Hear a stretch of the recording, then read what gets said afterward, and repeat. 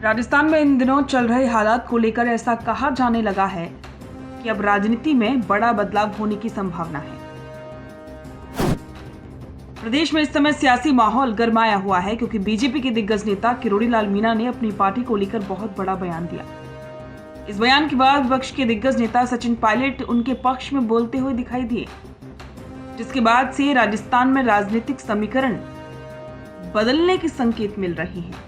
सचिन पायलट ने किरोड़ी लाल मीणा को लेकर क्या कुछ कहा है वो हम आपको सुनवाएंगे, लेकिन उससे पहले आपको बता दें कि किरोड़ी लाल मीणा ने परोक्ष रूप से अपनी ही सरकार को कटघरे में खड़ा किया।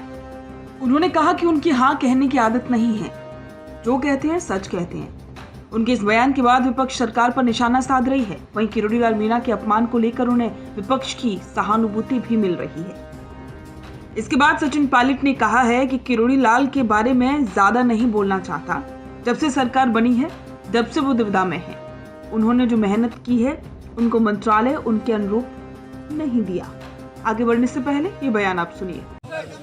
जी सर, आज बजट सत्र की शुरुआत हुई है विधानसभा में और मुझे खुशी है कि सबसे पहले सदन ने सर्वसम्मति से कांग्रेस के हमारे जो विधायक हैं मुकेश भाकर जी, उनके निलंबन को समाप्त किया है और वो विधानसभा की कार्रवाई में भाग लेंगे।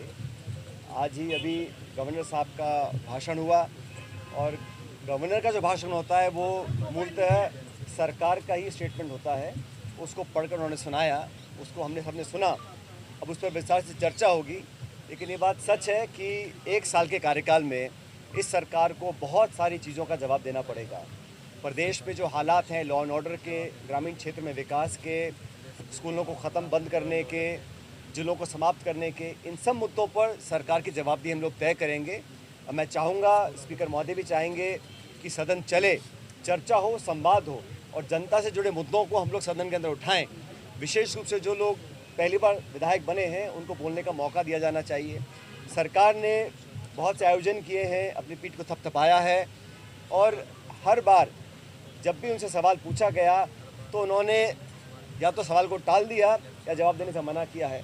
लेकिन ये विधानसभा है, यहाँ पर कड़े सवालों का जवाब सरकार को देना पड़ेगा। विशेष रूप से रोजगार से संबंधित इश्यूज़ को सरकार ने 4 लाख रोजगार देने का संकल्प लिया था, उसमें से कितना धरातल पर उतरा है ये सब जानते हैं। और पूरे प्रदेश में जिस प्रकार का विकास कांग्रेस के राज में हुआ था उसके पास तक का भी विकास सरकार नहीं कर पाई है, जबकि केंद्र सरकार का जो सहयोग मिलना चाहिए। अब कल केंद्र का बजट आएगा। पिछले बजट में जो राजस्थान की अनदेखी हुई थी, मैं उम्मीद करता हूं कि इस बार केंद्र सरकार राजस्थान के लोगों को उदास नहीं करेगी। और राजस्थान सरकार से मैं आग्रह करूंगा कि अपने 8 करोड़ प्रदेशवासियों के लिए उचित मांगे रखें। रेल का, पीने के पानी का, योजनाओं को नेशनल प्रोजेक्ट घोषित करने का, इन सब मांगों का दबाव राज्य सरकार को केंद्र सरकार पर डालना चाहिए। एक ही पार्टी की सरकार होने के बावजूद प्रदेश को राजस्थान की अनदेखी पिछले केंद्रीय बजट में हुई थी। मैं उम्मीद करता हूं कि कल ऐसा देखने को नहीं मिलेगा। जहां तक विधानसभा सत्र की बात है, ये बड़ा महत्वपूर्ण बजट का सत्र होता है। इसमें क्षेत्र पर अलग अलग जिलों से मांगे आती हैं, लेकिन आज जो माहौल बना हुआ है, जब सरकार बनने के बाद जिलों को समाप्त करने की प्रक्रिया चालू हुई, तब भी मैंने कहा था कि अगर आपको जिलों में कुछ संशोधन करना है तो एक व्यापक मापदंड बनाएं।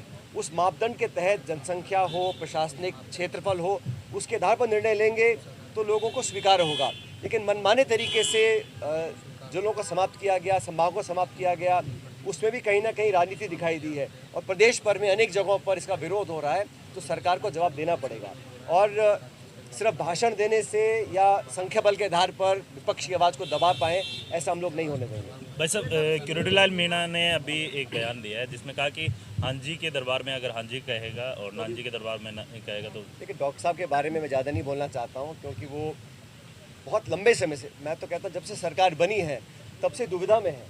सरकार ने पद दिया भी, लेकिन उनके ओहदे, उन्होंने जो मेहनत करी थी विपक्ष में रहते हुए उसके अनुरूप नहीं दिया। इस बात को सब जानते हैं, लेकिन फिर भी उनको बनाया और नहीं भी बनाया, इस्तीफा रिजेक्ट भी नहीं किया, एक्सेप्ट भी नहीं किया, मंत्रालय दिया भी और नहीं भी दिया। जो दिया है तोड़ फोड़ के दिया है, तो उनके साथ जो हो रहा है उनके बारे में उनसे पूछना बेहतर रहेगा। मैं तो उतना ही जानता हूँ कि चाहे एसआई की भर्ती हो, चाहे ईआरसी पे का इशू हो, उन्होंने अपनी बात को रखा। लेकिन क्या सरकार उनकी बात को सुन रही है? हम लोग चाहते हैं कि निष्पक्षता से, अभी आज गवर्नर के साहब के भाषण में कहा गया इतने लोगों को हमने पकड़ा है जो पेपर लीक में इन्वॉल्व थे, वो बड़ी मछलियाँ कहाँ हैं भाई? हम तो जांच के लिए तैयार हैं, हम तो हर समय मांग करते रहे। कोई व्यक्ति किसी दल का हो, किसी विचारधारा का हो, किसी पद पे हो, अगर पेपर लीक्स में वो कहीं इन्वॉल्व है और तथ्य प्राप्त हैं और पारदर्शी जांच हो रही है तो कार्रवाई करनी चाहिए। 1 साल से आप सरकार में है, केंद्र की सारी एजेंसी आपके पास है, विरोधियों को टारगेट करने के लिए ईडी, ईडीआई, सीबीआई, ईडी सब आपके पास, लेकिन जो असल में जो देश की भविष्य को खोखला कर रहे हैं पेपर लीक कराकर, उनको पकड़ने के लिए केंद्र सरकार, राज्य सरकार ने क्या किया है? और मैं तो ऐसा मानता हूं कि ERCP प्रोजेक्ट पर लोग तालियां बजवा रहे हैं, लेकिन वो जो MOU साइन हुआ है मध्य प्रदेश राजस्थान का, उसको सार्वजनिक क्यों नहीं कर रहे हैं? उसको सदन के पटल पे क्यों नहीं रख रहे? राजस्थान का जो अधिकार था हमारा पानी का, पीने के पानी का, इंडस्ट्रियल यूज़ का, उसमें कितना हमको मिला है, कितना नहीं मिला है? तो ये जो उन्होंने अनिश्चितता बनाई हुई है, मैं समझता हूँ सही नहीं। लोकतंत्र में पारदर्शिता अति महत्वपूर्ण है। सचिन पायलट ने कहा कि उन्होंने इस्तीफा दिया, ना इस्तीफा रिजेक्ट किया गया, ना ही एक्सेप्ट किया गया। उनके साथ जो हो रहा है उनसे पूछो, बेहतर रहेगा। ERCP हो या फिर SI भर्ती परीक्षा हो, उन्होंने अपनी बात रखी, लेकिन उनकी बात नहीं सुनी गई। इन दिनों राजस्थान में यही चर्चा चल रही है कि राज्य में भजनलाल सरकार के आने के बाद से वो खुद को अपमानित महसूस कर रही हैं। हालांकि किरोड़ी लाल मीणा ने कांग्रेस की सरकार में जबरदस्त विपक्ष की भूमिका निभाई थी, वहीं बीजेपी सरकार बनने के बाद उन्हें मनचाहा मंत्री पद नहीं मिला।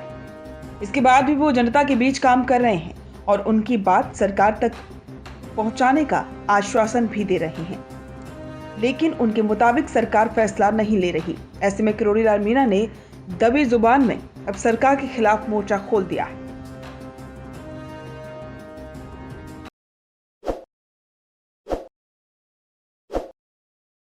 ताज़ा खबरों के लिए विजिट करें द फैक्ट इंडिया की वेबसाइट और डाउनलोड करें द फैक्ट इंडिया ऐप।